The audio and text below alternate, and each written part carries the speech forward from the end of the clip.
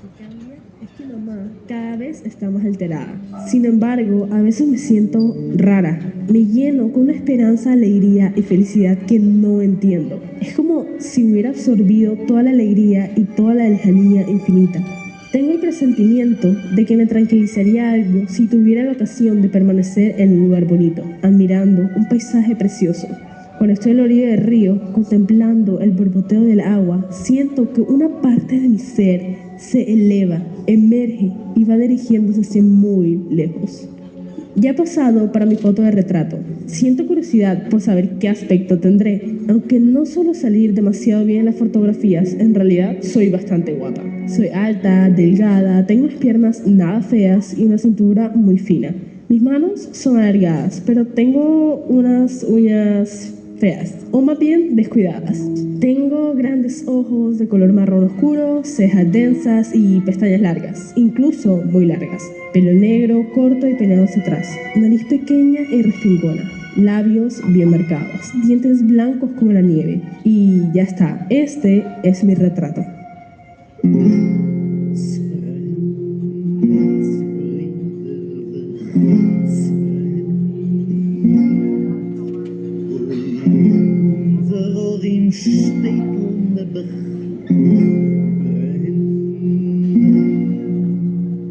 El 5 de febrero del 43, el cerco que nos rodeaba era cada vez más pequeño. Este lugar sin esperanza ya parece un gueto. En esta jaula gris será insoportable pasar el verano, sin ver las flores ni los campos. Yo solía ir al campo y recoger flores.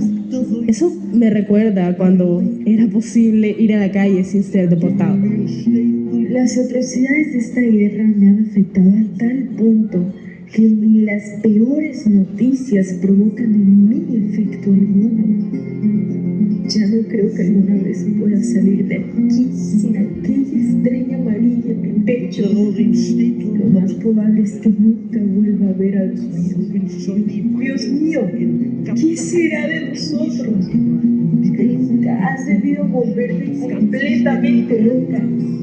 Clamas a Dios como si existiera. La escasa fe que podía tener el pasado se ha reducido a cenizas. Hoy he recordado con detalle los hechos del 12 de agosto de 1942, lo que sucedió en el Jácora. Voy a intentar describir lo que pasó ese día para poder rememorarlo dentro de unos años. Si no me deportan, por supuesto. Nos levantamos a las 4 de la madrugada y miles llenaban las calles. Teníamos que pasarnos de vez en cuando para dejar pasar la multitud que nos precedía. Llegamos al lugar y nos las arreglamos para conseguir un asiento en un banco. Entonces me asomé en la valla y vi soldados con ametralladoras esperando para ver quién era el primero que pasaba y dispararle. El día del juicio había empezado. Los adultos se desmayaban y los niños lloraban. Hacía un calor espantoso y la gente tenía sed, pero no había ni una sola gota de agua en todo el lugar. Entonces, de pronto, comenzó a llover incesantemente durante el resto del viaje. Comenzó la selección. Mi papá, mamá y mi hermana llegaron a la selección 1, que significaba regresar a casa. En cambio, yo me quedé en la selección 1A, es decir, iría a un trabajo forzoso. Entonces comprendí que significaba una desgracia. Caminé como en trance hacia mi grupo. Entonces vi tantas desgracias que sería inútil decirlas todas en este lugar. Los policías golpeaban a la gente con ira y les disparaban. Estaba totalmente destrozada y permanecí allí sentada hasta la 1 de la madrugada. Luego salí corriendo con el corazón desbocado y me escabullí saltando por la ventana del primer piso del edificio anexo. No me pasó nada, solo me sangraban los labios de habérmelos mordido tanto. Sentí que no iba a poder soportarlo más. Cuando ya en la calle corrí y corrí cuando me encontré con un señor en uniforme. Estaba borracho, por lo que no vio la estrella en mi pecho. Así que me dejó ir. Sin embargo, en el camino, en el que solía invertir media hora, lo hice en 10 minutos. Todos estaban en mi casa, salvo de la abuela, a quien papá había escondido para traerla el siguiente día y así mantenerla a salvo. Y eso fue todo. Se me olvidaba algo. Vi con mis propios ojos cómo un soldado arrancaba de las manos de su madre a un bebé y lo estampaba contra el poste de electricidad. Los sesos de la criatura salpicaban la madera. La madre enloqueció. Ahora lo estoy contando como si no hubiera pasado mucho y como si no fuera nada en verdad. Como si yo misma formara un ejército de crueldad. Pero déjenme decirles, soy joven, tengo 14 años, todavía he visto poco de la vida. Sin embargo, ya me he vuelto tan indiferente.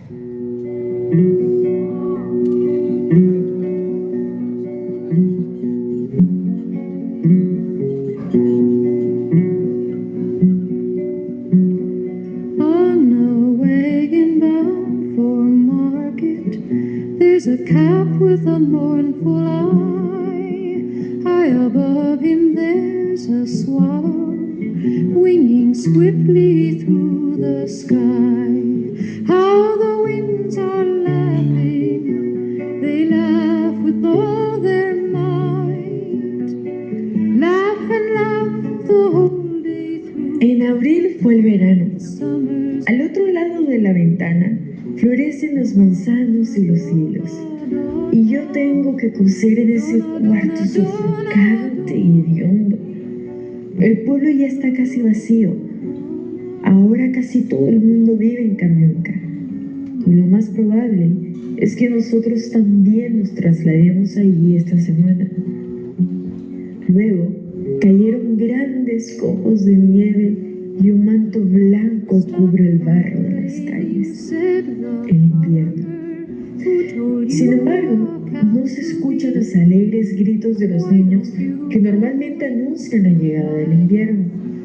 Para la mayoría de los habitantes del gueto, el invierno significa hambre y miseria. Hay colas por todas partes, colas para conseguir comida. Los niños vestidos con harapos tienden las manos hacia los transeúntes con un gesto de súplica para pedir limosna.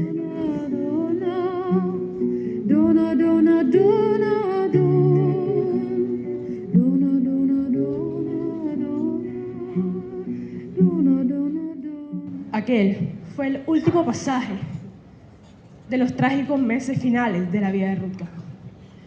Antes de ser mandada al matadero de Auschwitz, Rutka tuvo la voluntad, la lucidez y la habilidad para ocultar el cuaderno en su escondrijo.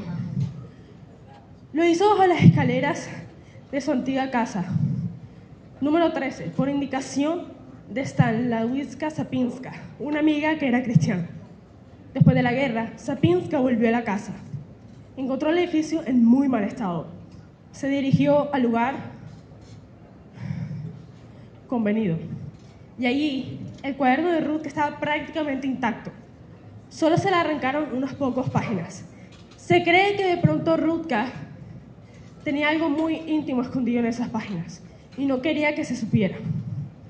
El empeño de todos aquellos cercanos a Rutka hizo posible que el diario, tras de un paso de compromisidad sobre su autenticidad, haya sido publicado. Estoy muy contenta de haberlo hecho posible, dice Sapinska, su amiga. Así, esta historia de la que puede aprenderse tanto no desaparecerá conmigo. Gracias.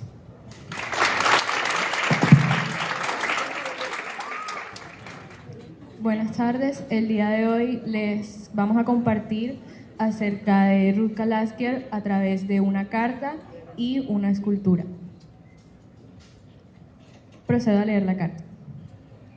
A todos los que han sentido que justo cuando estaban en su momento más alto tuvieron que soportar una decepcionante caída, a quienes lo han tenido todo y en cuestión de segundos se encuentran que ya no les queda nada, a quienes identifican el problema, pero por su magnitud, su capacidad de crear un cambio se vislumbra muy poco, a quienes los han rechazado o han hecho pedazos sus palabras y fe, pero más que todo lo anterior, a toda la juventud que está por recorrer y vivir la vida, para quienes especialmente, a pesar de las circunstancias, tengo un mensaje muy especial que dar. No sé si a ustedes también les quitará el sueño preguntarse cada noche antes de dormir, ¿cuál es el valor de la historia? ¿Por qué siempre parece que el ser humano se estrella y nunca aprende de ese golpe? He llegado a la conclusión de que esto seguirá sucediendo porque el ser humano es despiadado pero también terco. Mi experiencia en mi infancia y corta juventud me ha enseñado que en medio de la incertidumbre, por muy asfixiante que sea, todo lo que nos sucede es una oportunidad para crecer y madurar tanto social como personalmente y aportar nuestro granito de arena a este mundo que necesita de mejores personas. Cada día vivimos el mismo rechazo, y ahora no solo por parte de quienes se oponen, sino también de aquellos que proclaman defender los mismos ideales. Sí, las comunidades se vuelven contra ellas mismas. La verdad se ve rodeada de una hostilidad radical, donde toda la autoridad recae en manos de los poderes primarios. A veces me pregunto si vale la pena seguir luchando cuando los números juegan en nuestra contra. Los ánimos desaparecen, así como nuestras oportunidades de generar algún impacto significativo. Nuestras voces son calladas, con cada vez más violencia e impetuosidad. Pero chicos, los invito a recobrar su ánimo, a no desfallecer y seguir en la lucha. Mi mayor consejo para ustedes es que atesoren cada momento, cada persona, cada abrazo y caricia, cada error, cada lágrima y cada sonrisa, porque estas son efímeras y llegan al punto máximo de apreciación en un único y eterno momento. Sean pasionales y no tengan miedo de decir su verdad. Es válido el sentimiento de incompetencia frente a una lucha que trasciende mucho más allá de lo que podemos palpar. Sin embargo, tenemos la ventaja de que sabemos correctamente cómo ganar esta pelea. La esperanza y la fuerza deben ser insignia en todos ustedes. No permitan que agentes externos a sus convicciones nublen sus principios, planten raíz en ellos. Puede que mi experiencia no haya tenido un final agradable, pero les sirve de ejemplo para demostrarles que sí es posible permanecer en la batalla hasta el final. En el camino encuentren personas que les sumen y no que les resten. Forjen relaciones y conexiones vigorosas. Por último, siempre recuerden que lo que queda en el camino es el cómo lo afrontaron, con qué actitud y herramientas de todo tipo. Con mucho cariño, Ruth Kalaskier, una joven como tú. Nuestra consigna fue una estatua, que es lo que tenemos acá, y les vamos a explicar una escultura. Y esto va más allá de algo estético, ya que queríamos representar lo que verdaderamente fue la vida de Rutka. Ella está representada por esto que tenemos acá. Ya Luciana va a hablar un poco más de lo que se trata cada color. Está sobre una estrella, que es con lo que los identificaban. La estrella está hecha de ladrillos que simbolizan pues donde ella estaba, la fachada donde ella estaba, y el suelo acá lo hemos hecho de color gris y simboliza esas paredes gris que ella tanto describe en su diario. Pero en el diario podemos ver que ella era una adolescente que aún tenía deseos, que aún tenía anhelos, que aún tenía esperanzas. Es por eso que dos de sus brazos, podemos ver que su brazo y su pierna derecha están atados y están siendo como sumergidos en todo lo que eran las problemáticas que estaban pasando en el entorno que la rodeaba. Sin embargo, su brazo izquierdo y su pierna izquierda estaban buscando algo más allá. Su parte de ella todavía estaba aferrándose a esa inocencia que se le estaba siendo arrebatada. Parte de ella aún quería tener una adolescencia normal, aún quería desarrollarse, ya que ella nos cuenta muchas cosas que estaba explorando, que se estaba descubriendo ella misma. Nos habla de su sexualidad, nos habla de sus gustos, se autoevalúa ella también, nos habla de cómo ella se percibe a ella misma, y podemos ver que acá en la mano tiene un juguete y está apoyada sobre un triciclo que representa eso, que representa la juventud, representa la esperanza, representa esa frescura a la que ella se quería seguir aferrando. Bueno, como mencionó mi compañera, además de lo estético, quisimos ir más allá de lo que esto significaba. Por eso nos vamos por el lado de la psicología del color. Como Mafe lo mencionó, el piso en el que está basado todo es de color gris. El color gris, cuando lo pensamos, imaginamos, no hay vida, no hay esperanza, simplemente es gris, no hay color. Pero si prestamos mucha atención, el color del juguete es azul. El azul inspira calma. Esta era la calma que ella debía mantener en muchos momentos a pesar de que el panorama tornaba oscuro. Y el triciclo es rojo con ciertas tonalidades rosadas. El color rojo significa dinamismo, precisamente ese dinamismo que suelen tener los niños. Los niños es muy raro ver que están quietos y precisamente esa fue la infancia que ya se le fue arrebatada. También hay, como mencioné, hay un poco de rosado. El rosado también significa diversión y precisamente esta era la diversión que ella esperaba. Esta era la esperanza que ella aún tenía de cuando saliera. Como ven, lo que más llama la atención es su imagen, su silueta, que es de color blanco. El color blanco representa la pureza, esa pureza que también se le fue arrebatada al momento de llevarla a los campos de concentración.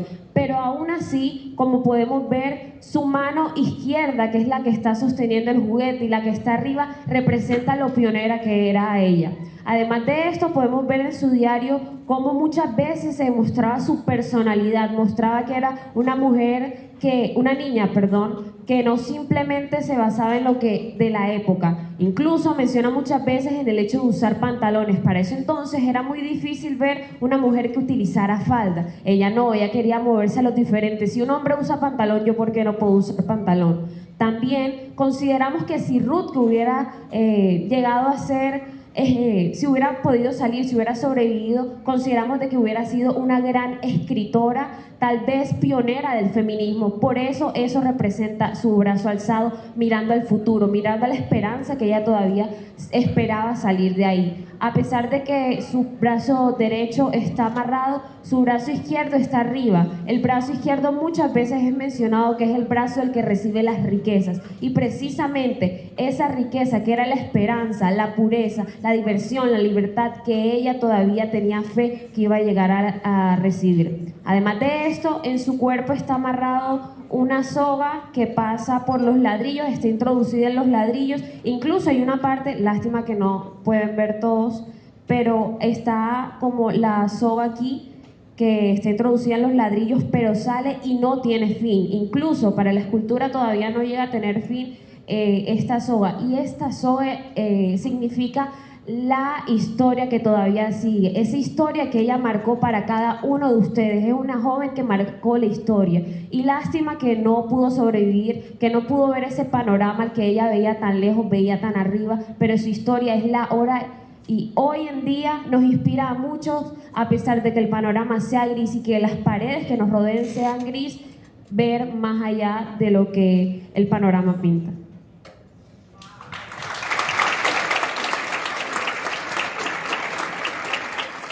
Nosotros venimos en representación del Instituto Alexander von Humboldt, y pues esta canción que fue nuestra actividad se llama No Puedo Ser Libre, y la escribimos en compañía de otras 3 compañeras que son Alcira, Shadia y Ana María, y pues nosotros que vamos a presentar somos Stevens y Alexa. Gracias.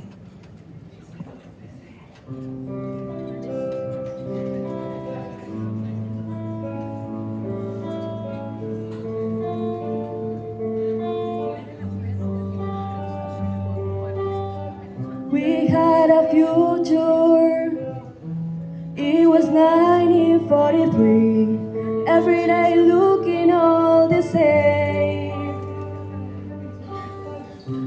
I see nature, longing for a better place, and when I wake up, the sky turns into gray.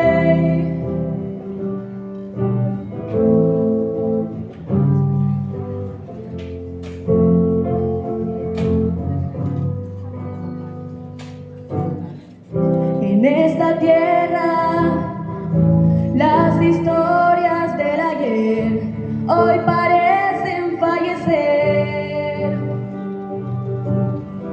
porque yo siento que después de todo, aunque no lo crea, hago parte de todas ellas.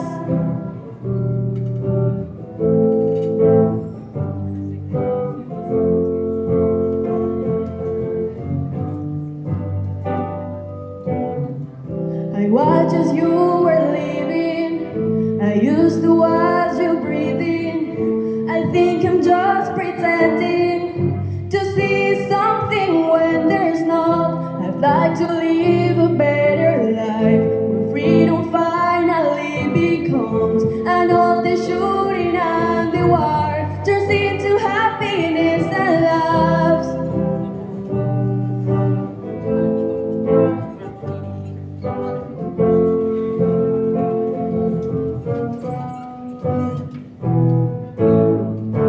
En el mundo en el que vivo no puedo ser más libre. Hoy me siento muy triste. Ahora vengo y lo escribo. En el mundo en el que vivo no puedo ser más libre. Hoy me siento muy triste. Ahora vengo y lo escribo.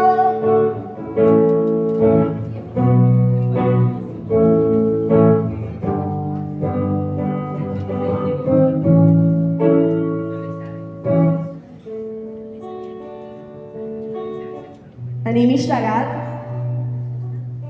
להיות אסירה בבית שלי.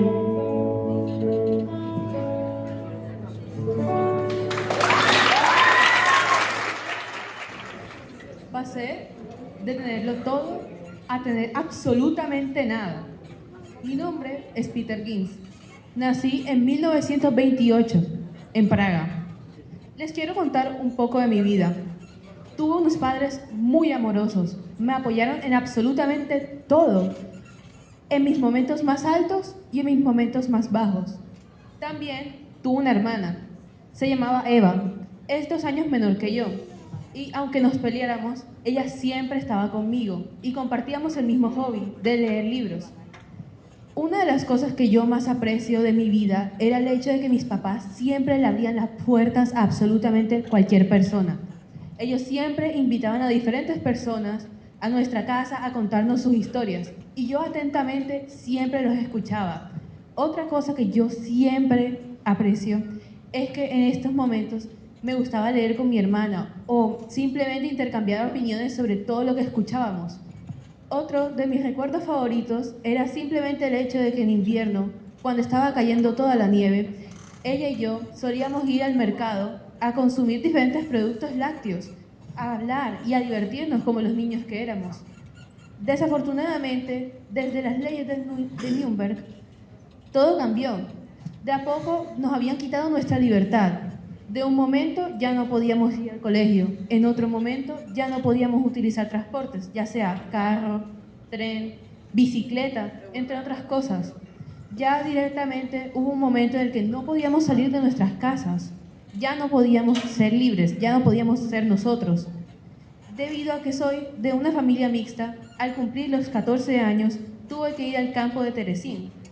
Ahí tuve que hacer trabajos forzados, no podía comer y ya no era yo. Vivía en una monotonía completa y además estaba aislado. Solamente me podía comunicar con mi familia por medio de cartas que eran censuradas, cartas en las que no me podía expresar. Para poder ser yo mismo, para poder ser libre una vez más, lo que me tocó hacer fue buscar una alternativa, era improvisar. Lo que hice fue nada más y nada menos que junto a otros compañeros de mi edad, fue crear una revista. Esta revista se llamaba Bedem. Esta revista la utilizábamos para expresarnos, para poder conseguir esa libertad que una vez perdimos.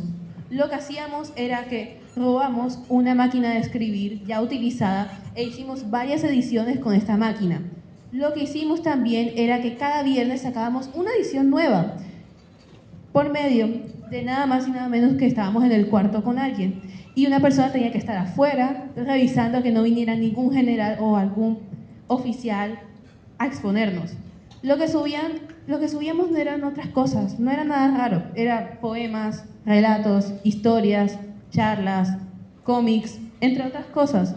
A veces hablábamos de cosas serias, otras veces hablábamos de cosas más divertidas, cosas filosóficas, entre otras cosas. La razón para hacer esto fue tratar de conseguir una resiliencia, tratar de sobrevivir, tratar de seguir vivos, al menos mentalmente. Desafortunadamente, al cumplir los 16, En 1942 pensé que las cosas iban a mejorar, pensé que todo iba a ser mejor, pero me tuvieron que llevar a un campo de gas, a un cuarto de gas. Y pues ahí terminó todo. Pues una de las cosas más importantes de Peter es que era un chico que murió a la edad de 16 años, recién cumplidos. Era un joven con mucho potencial, tenía demasiado potencial. ¿A qué me refiero con esto? No solo había hecho miles de historias, había escrito de todo, tenía muchos poemas, muchos relatos, y varios de esos se perdieron durante el Holocausto. Aparte de esto, él había hecho demasiados dibujos, era un joven extremadamente talentoso, y personas que lo conocían decían que él iba a ser un escritor o también un entrevistador o biólogo.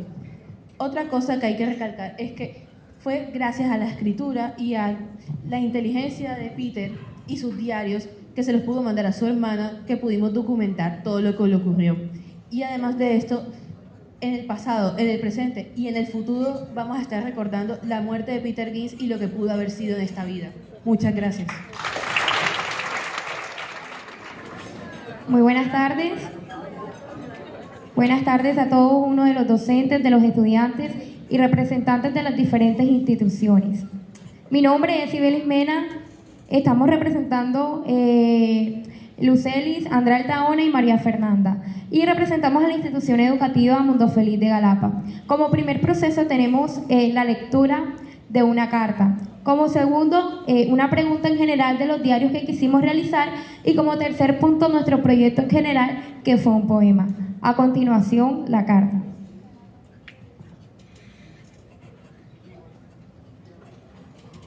Hola, mi nombre es Peter Gibbs, un joven judío con 16 años. Estoy escribiendo esta carta momentos antes de ser llevado a un centro de concentración nazi y me gustaría compartirles un poco sobre lo que fue mi vida en Auschwitz. La necesidad y pasión por escribir eran los motivos que me salvaban de todo mi frenesí, de mi realidad. De manera puntual me refiero a todo lo que tuve que atravesar para que al final de mi corta edad terminara envuelta en un sinfín de situaciones, únicamente por llevar en mi sangre, en mis venas sangre judía. Esto todo en consecuencia del clasismo y el afán del hombre por creer que unos merecen más que otros. Me encantaría vivir en el mismo siglo que ustedes, que tienen infinidades de oportunidades y que además tienen la conveniencia de una vida en la que pueden luchar por lo que quieren. Pues yo, sinceramente, hubiera deseado poder vivir la vida a mi manera, pero lastimosamente gozar de una vida digna y en libertad no era un camino posible para mí. A pesar de que era muy buena en el colegio, solo era eso. No podía decir que más adelante me prepararía para ser un profesional como lo anhelaba, porque no sabía en qué momento me llevarían a Terezín y me separarían de mi familia. Aunque tampoco digamos que ser judío me diera este tipo de oportunidades. Ver a mi familia consumida por la angustia y el cansancio que conlleva cada día sobrevivir en este lugar tan deprimente, y que a pesar de todo era lo único que nos quedaba, si queríamos seguir respirando y guardando recuerdos juntos. Así sean recuerdos de una vida en la que siempre estábamos preocupados por saber si al minuto siguiente estaríamos vivos. Por eso, quería decirles, o más bien aconsejarles, que vivan cada minuto de su vida como si fuera el último, porque disfrutar de la vida es lo que nos hace bien. Deleitémonos cada instante con cada pequeña oportunidad que tengamos de hacer algo nuevo, de experimentar y de conocer más cosas, pues a la final es lo único que nos quedará. Saber que vivimos nuestra vida sin miedo y sin ataduras, pues lo que nos recuerda que somos personas lo suficientemente valientes para cumplir nuestros sueños y lograr nuestras metas. Todo lo material se acaba y lo que nos queda, o más bien lo que dejamos, es el recuerdo de la persona que fuimos. Hagan de su vida el recuerdo más lindo. Vivan el presente y luchen por el futuro, siempre y cuando lo hagan de una manera digna. Luchen por estudiar lo que quieren. Trabajen en el lugar o profesión de sus sueños. Visiten los lugares que anhelan conocer. Prueben nuevas comidas, conozcan nuevas culturas y aprendan un poco de todo. No se queden con cosas pequeñas, sueñen en grande y batallen por cumplir esos sueños. Nada es imposible, si de verdad lo deseas. Que el miedo no los detenga, son capaces de lograr todo.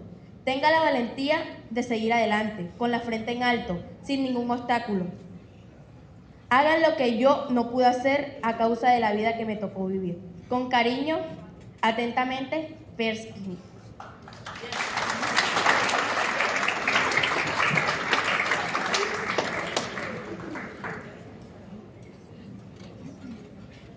¿Por qué crees que las personas, y especialmente los adolescentes, escriben diarios? Escribimos diarios para sentirnos escuchados, porque a través de ellos expresamos nuestros más oscuros, profundos y curiosos relatos, buenos y mayormente malos. Contamos nuestras incertidumbres, ya que confiamos relativamente en ellos. Los diarios nos muestran una manera sana de sacar todo lo que nos asfixia, te marca y deja cicatrices imposibles de olvidar. Se vuelven tu amigo, te escuchan, recogen tu vida, te entienden, te toleran todas tus amarguras. Es el que siempre está a tu lado cuando eres arrogante. O cuando ocurre algo, solo quieres escribir en él para desahogar todo el sufrimiento que guardas. Los adolescentes, las personas, buscan quien los comprendan y estén allí para expresar sus actos y malestares que lo agobian. El diario es tu lugar seguro para sentirte en paz y olvidar mientras relatas el rato amargo que te tocó pasar. Son un espacio de tristeza, felicidad y enojo. Sueltas la voz de tu mente y corazón buscando descansar eso que te provoca mal, aquello que te atemoriza y aprieta el bienestar de tu vida. Solo quieres luchar para encontrar ser feliz y es cuando los diarios estarán esperando a que llegues a escribir. Mi compañera Sibelis con una hermosa poesía. Antes de comenzar la poesía que escribí en una tarde, quisiera preguntar, o más bien que preguntar, invitar a que alcen la mano las personas que algún día se han caído en su vida.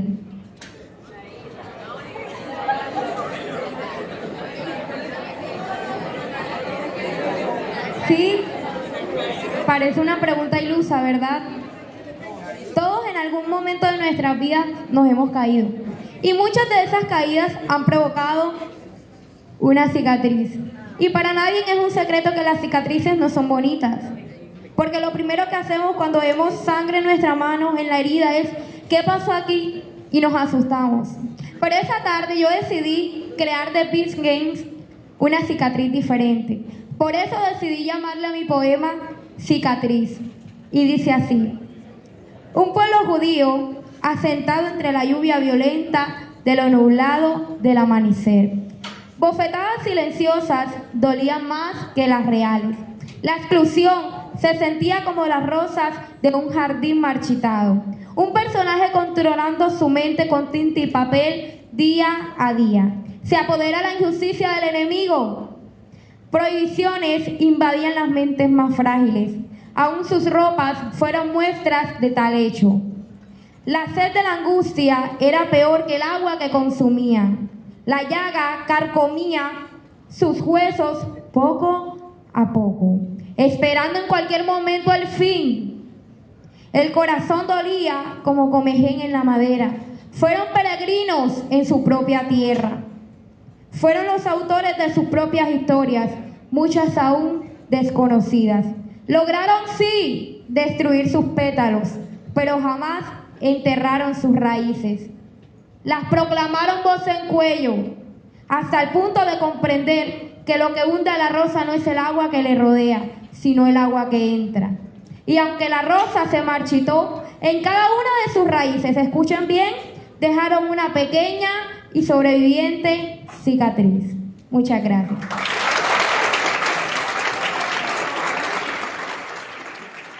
Yo soy David Rubinovich, un joven apenas descubriendo las maravillas del mundo, pero tuve la dificultad de conocer a temprana edad los castigos, los maltratos, la falta de empatía a la aceptación de las diferencias. Vivía con una familia muy amorosa y unida. Nosotros, a pesar de tener una lechería, brindábamos ayuda médica como podíamos, pero ni la familia más buena judía ni la más mala se podía absolver de la muerte. Comencé a escribir mi diario a los 12 años, un 21 de marzo de 1940, y lo culminé el 1 de junio de 1942, titulando este último día como el Día de la Alegría. Todo empezó cuando, caminando por el sector de mi casa, vi un panfleto que decía: los judíos no pueden viajar en carretera. Aquí identifiqué que fue el inicio de la privación de nuestros derechos, el inicio del fin. Todo iba empeorando. Al principio no nos dejaban salir de nuestras casas. Recordaba cómo jugábamos con mis amigos, cómo me divertía cuando iba a la escuela. Esto todo era cosa del pasado. Y con respecto al tiempo, todo iba en mal camino. Después, nos querían concentrar en un mismo barrio todos los judíos, algo inhumano. La comida estaba excesivamente cara. Nosotros podíamos comprarla a duras penas. No me quería imaginar a las demás personas que morían de hambre, ya que su estabilidad económica no les permitía comprar todas estas comidas. Un día que estaba durmiendo, me levantó un fuerte sonido. Me fui corriendo a resguardarme con mi padre y nos enteramos que estábamos en guerra. Rusia le había declarado la guerra a Alemania. Fue algo impactante. Todavía recuerdo cuando vi la detonación del cuartel de Bukovka. La escasez de la comida fue otro golpe para nosotros debido a la sequía. Sin importar todas estas condiciones, nos obligaban a trabajar. Todas las personas de 12 a 60 años tenían trabajos obligatorios. Si no trabajábamos, nos castigaban. Si tratábamos de huir y nos pillaban, nos mataban. Y si ayudábamos a un judío, nos metían a la cárcel. Recuerdo un 29 de diciembre, cuando iba a regreso a mi casa. Ahí observé que 2 alemanes los estaban secuestrando. No pude hacer nada. Lloré mucho y el corazón me latió muy rápidamente. Pero no tenía nada que hacer. Afortunadamente, mi papá regresó. Todos los días hacíamos lo mismo, trabajar arduamente, limpiar la nieve de la carretera y anhelar que estos alemanes no nos quiten las cosas que con mucho esfuerzo habíamos conseguido. Sin importar todas estas cosas, hacían panfletos publicando cosas antisemitas para generar odio hacia nosotros. Debido a todas estas situaciones, decidimos irnos. Yo recuerdo que tenía un brazalete con el que me identificaba. Lo boté y nos fuimos escondidos. Queríamos dejar atrás todas las cosas malas y empezar un futuro nuevo, el cual no fue posible. Allá me enteré que mataban a personas diariamente. Los vecinos y amigos decían todos los días que un familiar de ellos lo habían matado. Aparte de esto, hacían redadas para reclutar personas, ya que los alemanes necesitaban gente para trabajar. En una de estas llevaron a mi padre. Mi papá era una persona seca. En verdad no me demostró mucho amor, pero al final, cuando se lo estaban llevando, me demostró lo que en toda su vida no pudo demostrarme. Me sentí amado, me sentí querido. Nosotros le mandábamos cartas, le mandábamos dinero y comida, pero muchas de estas no llegaban. Después de casi un mes, él regresó y tengo esa imagen guardada en mi memoria. Él estaba agitando su gorra con su mano rápidamente. Fue un momento impactante para mí y fue el último día de mi diario, al cual titulé El Día de la Alegría. Muchas gracias.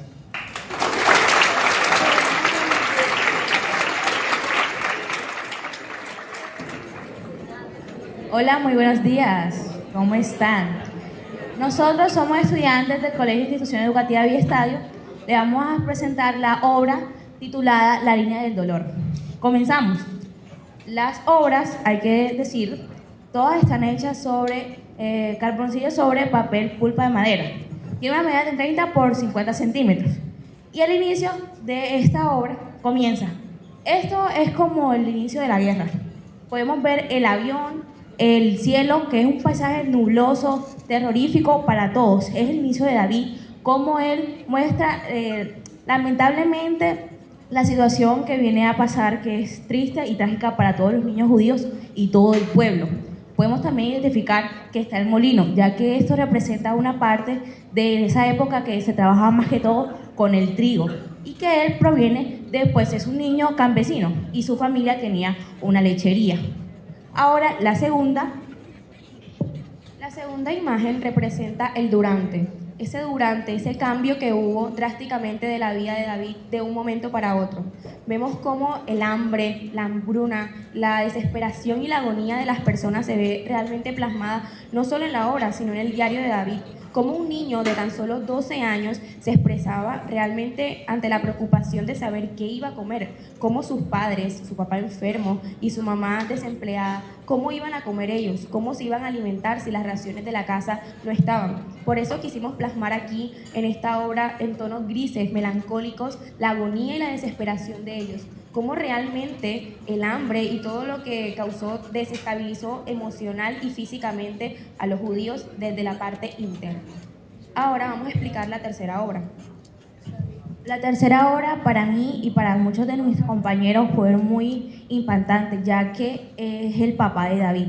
El papá de David representa mucho para él, ya que a pesar de que él no lo quería mucho, como lo decía David, él en un momento dado del diario representa cómo es el dolor, la tristeza que David sintió a la hora de que su papá se marchó, que los policías se lo llevaron. Aquí representa la tristeza en el rostro del papá, cómo es la hambruna en ese momento y cómo nosotros, el público, podemos plasmarlo y llevarlo a cabo en nuestras mentes a la hora de observar el cuadro.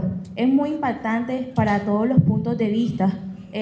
Ustedes pueden observar el camión y la mirada profunda y triste que él lleva a la hora de que se lo van a llevar y no saber el paradero de aunque ya pues muchos saben que más o menos a lo que iban a llegar sin saber detalladamente esto.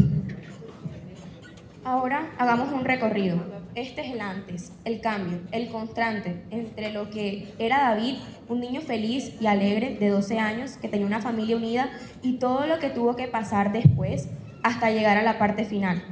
El último cuadro.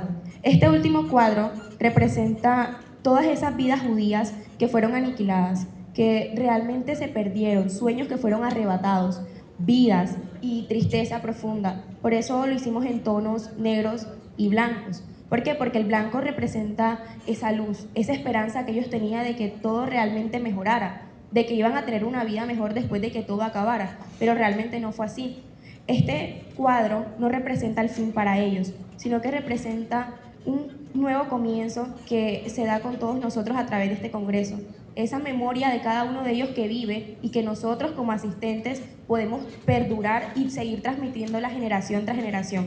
David era un niño alegre, un niño que nunca guardó rencor a pesar de todas las atrocidades que vivió, todo aquello que guardó en él, y que a pesar de eso demostró ser un alma pura, noble, y es una enseñanza para cada uno de nosotros como jóvenes. Muchas gracias.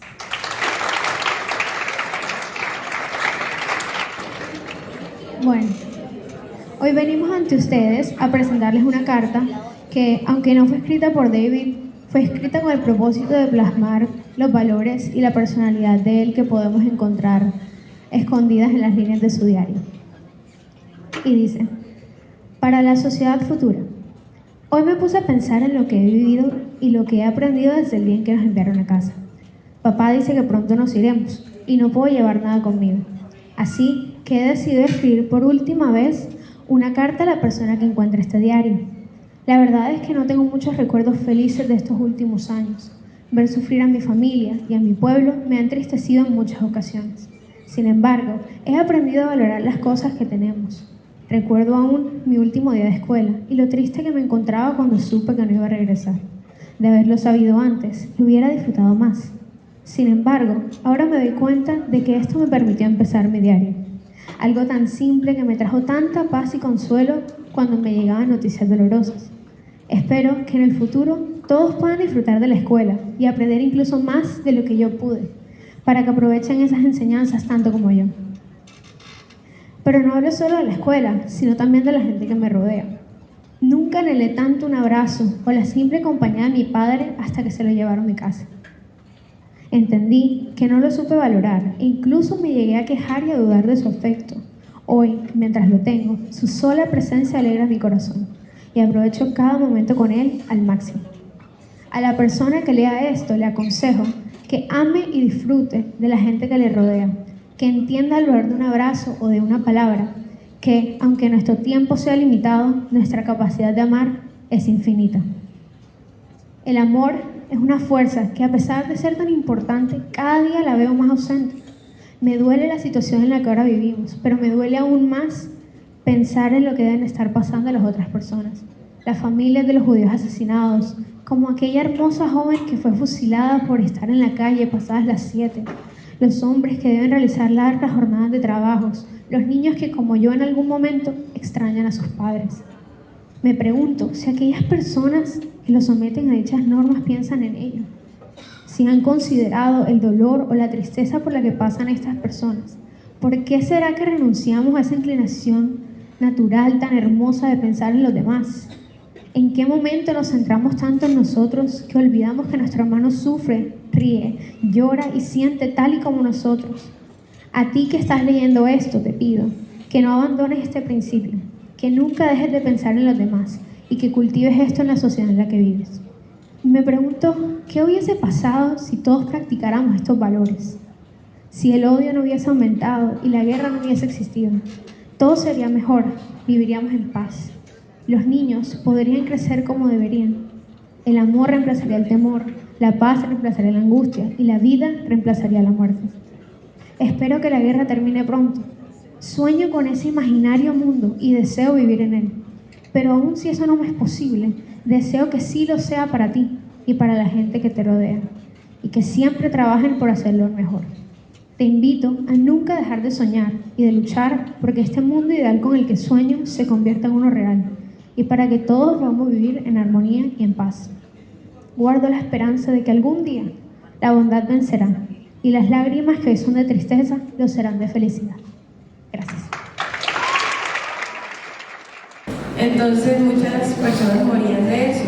Entonces podemos ver la representación de ella y de cómo miraba a los niños o a las personas que estaban fuera de este gueto, vivían su vida normal, como nombramos la raza aria, y de que prácticamente vivían su vida normal y ellos estaban sufriendo.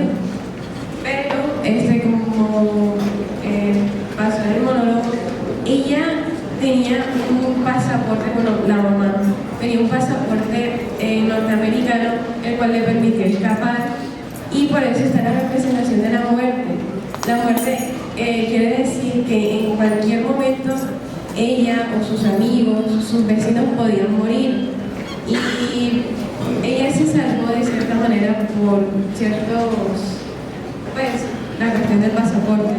Entonces, por eso es la representación de la muerte, llegando al mar y ella llegando a Nueva York. Cabe aclarar que ella estaba muy, se sentía alegre de que ya había acabado todo su sufrimiento prácticamente, pero se sentía triste porque había dejado a todos sus amigos, a sus vecinos, a personas con las que convivía a diario. Entonces se sentía muy culpable. Y nos muestra la frase al final de su diario, en la que dice: nadie aprecia la libertad tanto como aquel que la perdió. Ella se encontraba muy plácidamente en su casa de campo hacía unas semanas, y ya ese contraste que hubo entre esas vacaciones y lo que estaba viviendo y después de lo que vivió, obviamente fue un cambio muy fuerte para ella, y por eso lo quisimos representar de esa manera.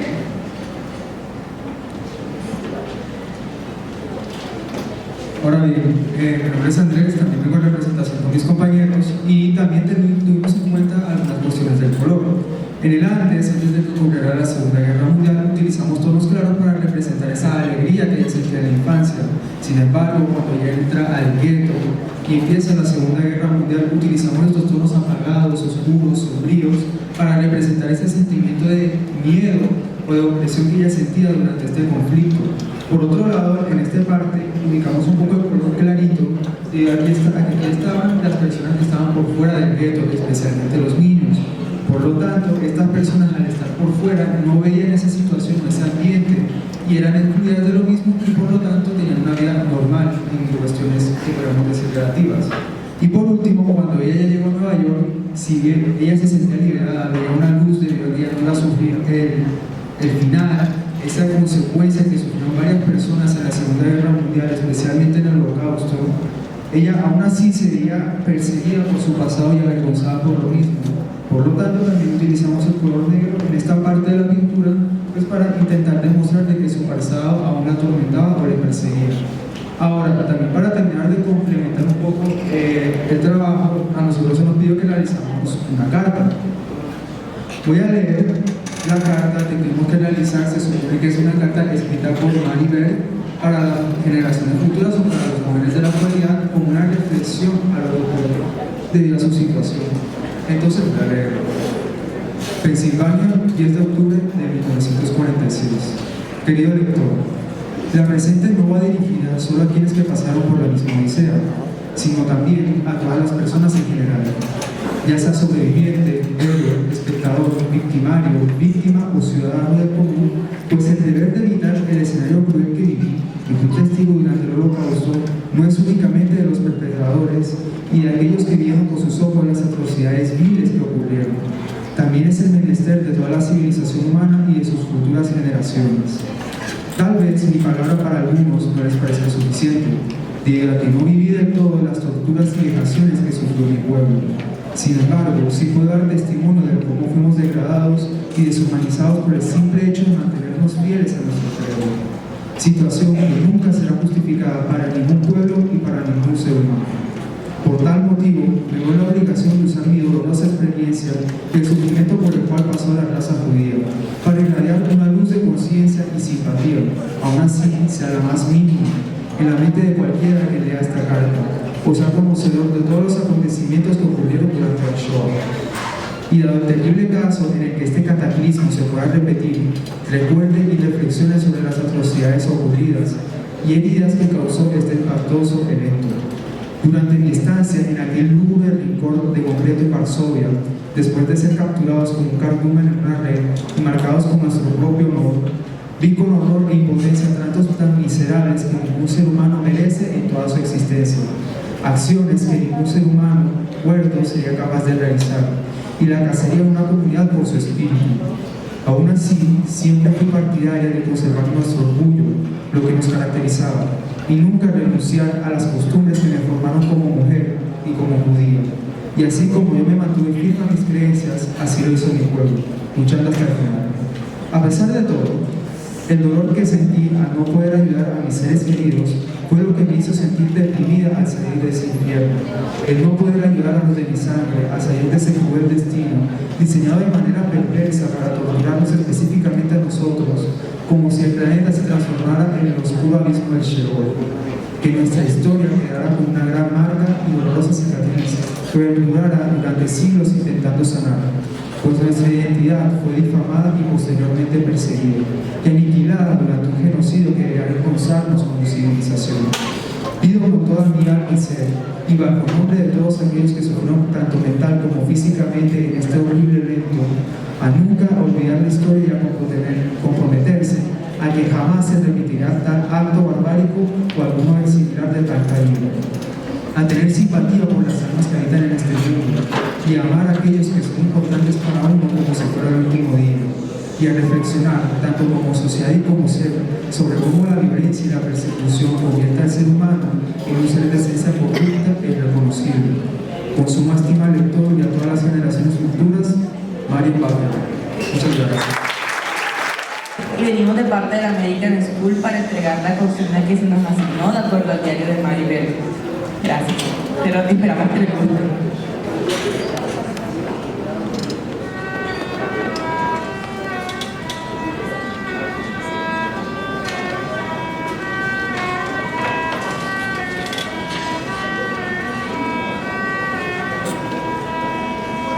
¿Estás por aquí?